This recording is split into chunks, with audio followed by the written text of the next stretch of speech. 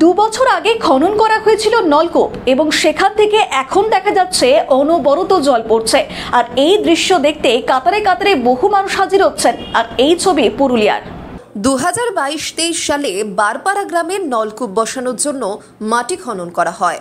প্রায় 150 ফুট মাটি খুঁড়তেই অবিরত জল বেরিয়ে আসতে থাকে। জলের তীব্রতা এতটাই যে আজ পর্যন্ত বসানো যায়নি নলকূপ। অসম্পূর্ণ অবস্থায় খোলা মুখ পাইপ থেকে 3 বছর ধরে অবাধে প্রতিদিন নষ্ট হয়ে চলেছে পানীয় জল।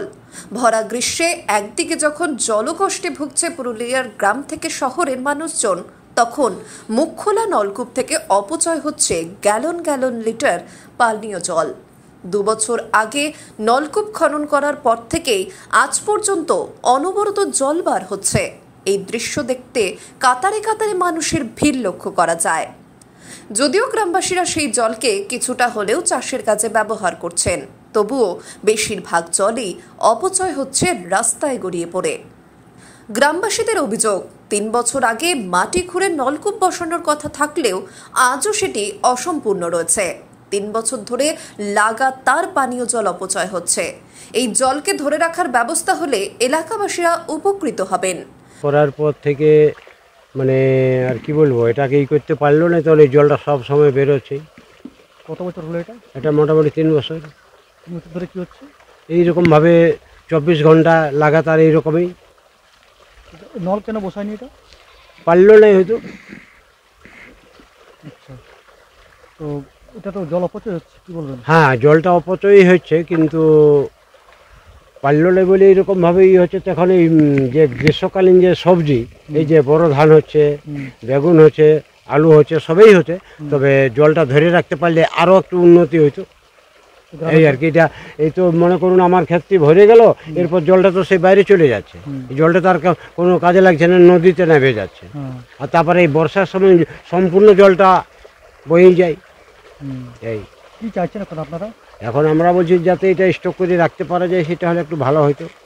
যদিও স্থানীয় আশরা পঞ্চায়েত সমিতির কর্মাধ্যক্ষ সনাতন কুমার বলেন, বিষয়টি নজরে আসার পর প্রশাসনকে জানানো হয়েছে। এই জলকে ধরে রাখা বা অন্যভাবে কিভাবে ব্যবহার করা যায় সেই পরিকল্পনা নেওয়া হবে।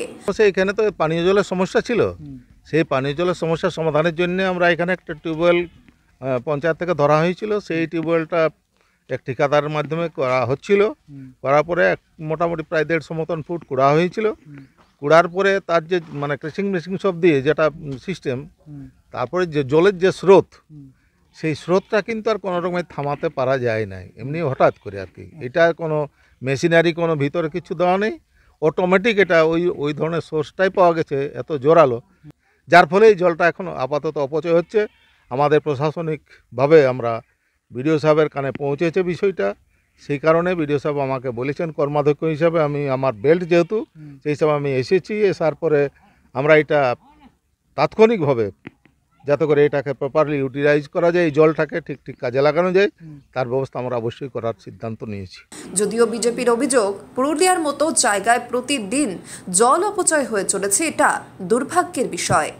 দেখুন, পঞ্চায়েতের এই সবগুলো তো কাজ নেই। পঞ্চায়েতের কাজ শুধু হচ্ছে কোথায় কি কোথায় কাটমানি খাবো বা কোথায় কোন জায়গায় কমিশন খাবো, এর বাইরে পঞ্চায়েতের কাজ নেই। অথচ পুরুলিয়া একটা আপনারা জানেন যে রুখাসুখা জায়গা, এখানে জলের জন্য মানুষের হাহাকার হয়, বিশেষত এই গ্রীষ্মকালে।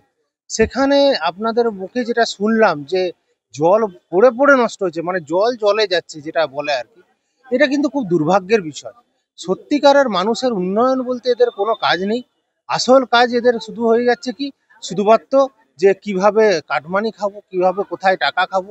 কিন্তু এই যে একটা আদিবাসী অধ্যুষিত একটা গ্রাম, মানুষের কাছে যে জল পৌঁছে দিতে হবে, মিনিমাম পরিষেবা, যে মানুষের কাছে জল পৌঁছে দেওয়া, সেইটুকুটাও এই সরকার দিতে ব্যর্থ হচ্ছে। পুরুলিয়া থেকে প্রদীপ মাহাতোর রিপোর্ট, নিউজ বর্তমান।